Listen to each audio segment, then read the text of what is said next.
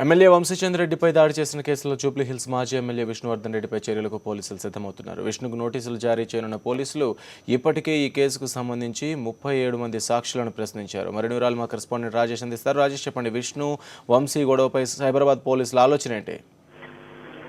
MLA Vamsichandra Reddy ఇచ్చిన ఫిర్యాదు మేరకు మాదాపూర్ పోలీసులు గతంలోనే కేసు నమోదు చేశారు. ఐపీసీ సెక్షన్ 324, 506 సెక్షన్ల కింద కేసు నమోదు చేశారు. మరో 2 సెక్షన్లను యాడ్ చేయాలని కూడా ఆలోచిస్తున్నట్టుగా తెలుస్తుంది. ఐపీసీ సెక్షన్ 332, 353 ఈ 2 సెక్షన్లను కూడా యాడ్ చేసిన తర్వాత మాజీ ఎమ్మెల్యే విష్ణువర్ధన్ రెడ్డికి నోటీసులు జారీ చేయనున్నట్టు తెలుస్తుంది. వాళ్ళ సాయంత్రంలోగా విష్ణువర్ధన్ రెడ్డికి నోటీసులు చేయనున్నారు. ప్రశ్నించిన తర్వాత అవసరం అనుకుంటే అతన్ని అరెస్ట్ చేసే అవకాశాలు కూడా ఉన్నట్లున్నాయి. ఎందుకంటే గన్మెన్ ప్రభుత్వ ఉద్యోగి విధులకు ఆటంకం కలిగించారు కాబట్టి ఆ సెక్షన్ ఐపీసీ 353 సెక్షన్ యాడ్ చేసినట్లయితే ఖచ్చితంగా నాన్ బెయిలబుల్ కేసు అవుతుంది. దీంతో ఏదైతే కేసు నమోదు చేసిన తర్వాత మాత్రమే విష్ణువర్ధన్ రెడ్డికి నోటీసులు జారీ చేయనున్నట్టుగా పోలీసులు తెలుస్తున్నారు. ఈ సాయంత్రంలోగా ఇన్వెస్టిగేషన్ కంప్లీట్ అయ్యే అవకాశాలు కనపడుతున్నాయి. ఇప్పటి వరకే ఈ కేసులో 37 మంది సాక్షులు విచారించారు. వారి వాంగ్మూలాన్ని కూడా నమోదు చేసుకోవడం జరిగింది. సీసీటీవీ ఫుటేజ్ ను పరిశీలించారు.